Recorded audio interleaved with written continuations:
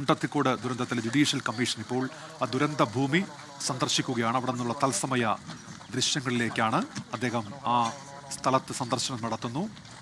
ജില്ലാ കളക്ടർ ഒപ്പം റൂറൽ ജില്ലാ പോലീസ് മേധാവി ഉൾപ്പെടെ അദ്ദേഹത്തോടൊപ്പമുണ്ട്. അവിടെ അത്യാവശ്യമായ പരിശോധനകൾ നടത്തും. അതിനുശേഷമായിരിക്കും അദ്ദേഹം അതുമായി ബന്ധപ്പെട്ട റിപ്പോർട്ട് നൽകുക. പരിക്കേറ്റവരുൾപ്പെടെ സന്ദർശിക്കുമെന്ന് അദ്ദേഹം അറിയിച്ചിരുന്നു. ആ സ്ഥലം അതിപ്പോൾ പോലീസ് സീൽ ചെയ്ത് വെച്ചിരിക്കുകയാണ്. ഇപ്പോൾ ജുഡീഷ്യൽ കമ്മീഷൻ അവിടേക്ക് എത്തുന്നു. ജില്ലാ പോലീസ് മേധാവി അദ്ദേഹത്തിന് കാര്യങ്ങൾ വിശദീകരിച്ച് നൽകുന്നുണ്ട്. തൃശൂർ ജില്ലാ കളക്ടറും അദ്ദേഹത്തോട് ഒപ്പമുണ്ട്. അവിടെ നിന്നുള്ള തത്സമയ ദൃശ്യങ്ങൾ ശ്രീജിത്ത് ശ്രീകുമാരൻ ചേരുന്നുണ്ട്. ശ്രീജിത്ത്, വിവരങ്ങൾ.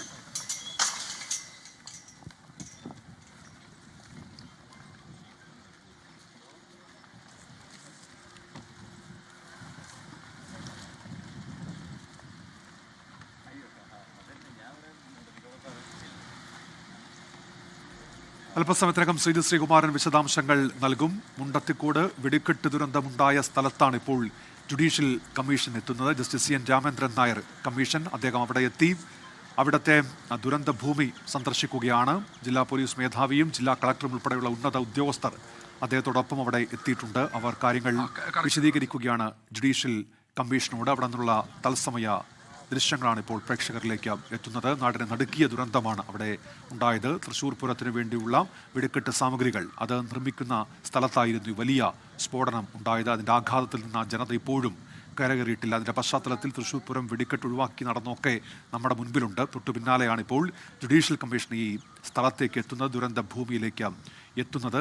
ഇതുമായി ബന്ധപ്പെട്ട് അദ്ദേഹം ആളുകളിൽ നിന്ന് അഭിപ്രായങ്ങൾ തേടും.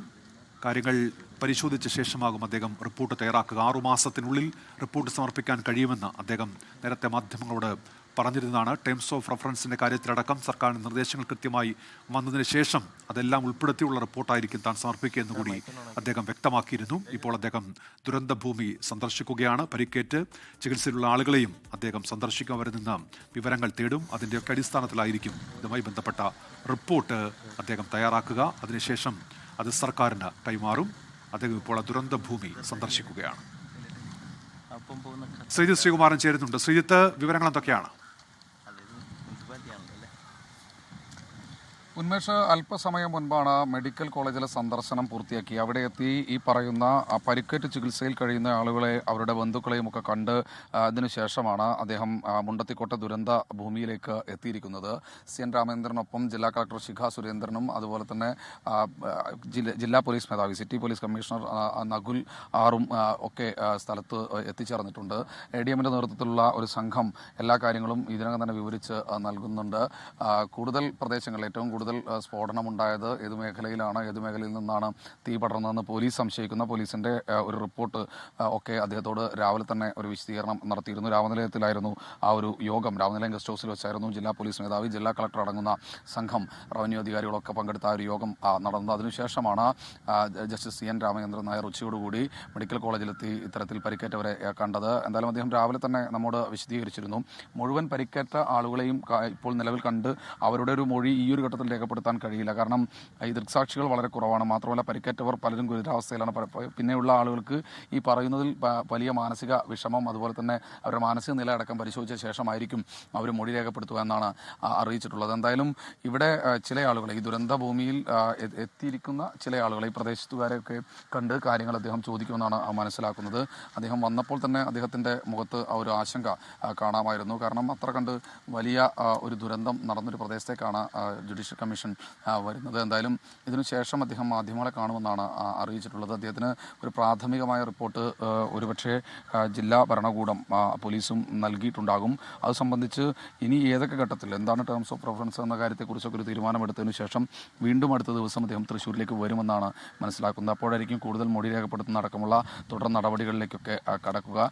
ഇപ്പോൾ നമുക്ക് എവിടെ നിന്നാണ് ഇത്തരത്തിലുള്ള സ്ഫോടനം ഉണ്ടായതെന്നതിനെക്കുറിച്ചൊരു പ്രാഥമികമായ വിവരം പോലീസിൻ്റെ ഭാഗത്തു നിന്ന് അത്തരത്തിലായിരിക്കും കൂടുതൽ മൊഴി ആ ഘട്ടത്തിലുണ്ടായിരുന്ന ആളുകളുടെയൊക്കെ മൊഴി രേഖപ്പെടുത്തിയ ശേഷം ആ മൊഴി കൃത്യമായ രീതിയിൽ ആ റിപ്പോർട്ടായി അദ്ദേഹത്തിന് നൽകിയിട്ടുണ്ട് എന്നാണ് മനസ്സിലാക്കുന്നത്. എന്തായാലും കൂടുതൽ വിശദാംശങ്ങൾ അല്ലെങ്കിൽ അദ്ദേഹത്തിൻ്റെ തുടർ പ്രതികരണങ്ങൾ അല്പസമയത്തിനകം തന്നെ ഉണ്ടാകുമെന്നാണ് പ്രതീക്ഷിക്കുന്നത്. ഉന്മേഷം. ശ്രീജിത്ത് ശ്രീകുമാറിനാണ് വിവരങ്ങൾ നൽകിക്കൊണ്ടിരിക്കുന്നത്. ശ്രീജിത്ത്, ഈ തൊട്ടടുത്തുള്ള വീടുകളൊക്കെ ഉണ്ടല്ലോ, നാശനഷ്ടങ്ങളുണ്ടായ വീടുകളുണ്ട്, അവിടേക്ക് അദ്ദേഹം എത്തുന്നുണ്ടോ? അതോ ഈ ദുരന്ത ഭൂമിയിൽ മാത്രമായിട്ടാണോ സന്ദർശനം ശ്രീജിത്ത്? എന്തായാലും ദുരന്ത ഭൂമിയിലേക്ക് അല്പസമയം മുൻപാണ് വന്നത്. രാവിലെ നമ്മളെല്ലാം അദ്ദേഹവുമായി സംസാരിച്ചിരുന്നു. അപ്പോൾ അദ്ദേഹം പറഞ്ഞത് ഈ പ്രദേശത്തെ മുഴുവൻ കാര്യങ്ങളും മനസ്സിലാക്കിയതിനു ശേഷമായിരിക്കും മടക്കമെന്നാണ്.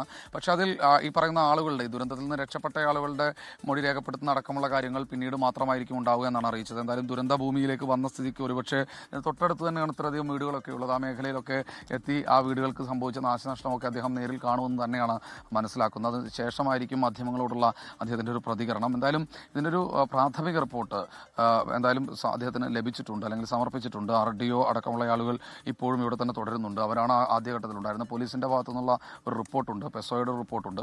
അങ്ങനെ അതൊക്കെ അദ്ദേഹത്തിന് ലഭിച്ചിട്ടുണ്ടാകും. ഇതെല്ലാം കൂടി മുൻനിർത്തി അതെല്ലാം കൂടി ക്രോഡീകരിച്ചുകൊണ്ട് മാത്രമായിരിക്കും ഒരു ഫൈനൽ എൻക്വയറിയിലേക്ക് കടക്കുക എന്നാണ് അദ്ദേഹം അറിയിച്ചിട്ടുള്ളത്.